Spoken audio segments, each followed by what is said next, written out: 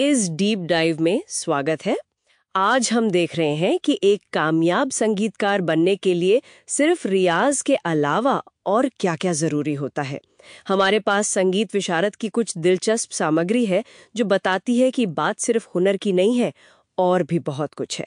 और देखिए, पहली ही बात थोड़ी कह सकते हैं चौंकाने वाली है। किताबों और लाइब्रेरी का जिक्र। लगता है सिर्फ सुर साधना ही काफी नहीं। बिल्कुल, ये सामग्री तो साफ साफ कहती है कि संगीत का सिर्फ प्रैक्टिकल ज्ञान, मतलब गाना बजाना आना, वो एक कुशल संगीतज्ञ बनाने के लिए अधूरा है। अच्छा। हाँ, संगीत की नींव में आप देखें तो अच्छी रचनाएं, गहरी भावनाएं, सुंदर विचार, ये सब होना चाहिए। और ये गहराई आती है शास्त्रीय ज्ञान के अध्ययन से, मतलब थ्योरी पढ़ने से।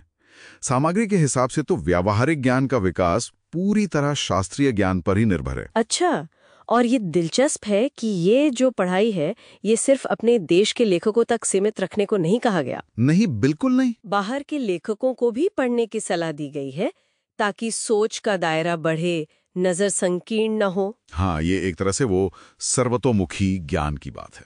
सामग्री इशारा करती है कि कई भारतीय संगीतकारों में आप देखें अध्ययन की कमी उन्हें सीमित कर देती है। भले ही अनुभव हो। हाँ, भले ही उनके पास अनुभव हो, वो अपने अनुभवों को प्रभावी ढंग से मतलब ठीक से रख नहीं पाते।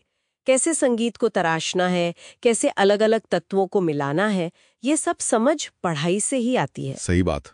और इसमें ये भी कहा है कि अगर मान लीजिए किताबें खरीदना संभव न हो तो पब्लिक लाइब्रेरी जाने का सुझाव भी दिया गया है। मतलब दृढ़ संकल्प हो तो आर्थिक बाधाएं रोक नहीं सकती। तो ये तो हुई ज्ञान की बात जो किताबों से मिला, लेकिन फिर इस ज्ञान को, इस कला को परखने का, उसे मांझने का जरिया क्या था? यहीं पर संगीत गोष्ठियों का जिक्र आता है ना? हाँ, बिल्कुल। ये क्या भूमिका निभाती थी?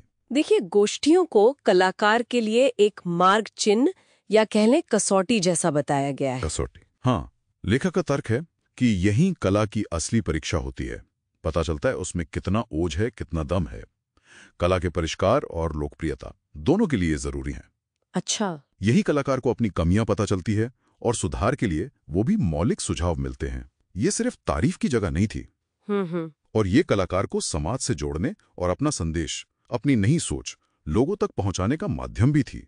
कहा गया है कि इनके बिना नाम कमाना, मशहूर होना वो मुमकिन नहीं था।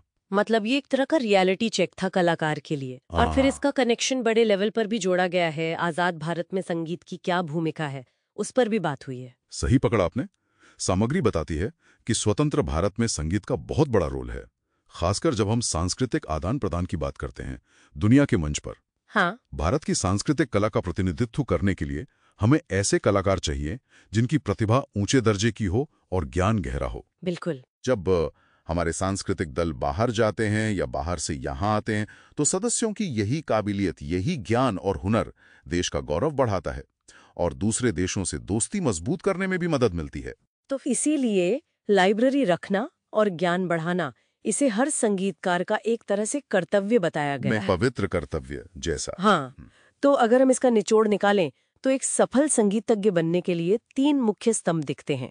पहला, वो लाइब्रेरी और अध्ययन से मिला शास्त्रीय ज्ञान। हाँ। दूसरा, गोष्ठियों में सक्रिय भागीदारी, जहां कला का मूल्यांकन और परिष्कार हो। बिल्कुल। और तीसरा, जिसका जिक्र आखिर में संक्षेप में है, स्वर विज्ञान की समझ, यानी सुरों के पीछे का विज्ञान। सही। ये तीनों तत्व संगीतज्ञ के लिए पुष्टिकारक और शक्तिशाली बताए गए हैं।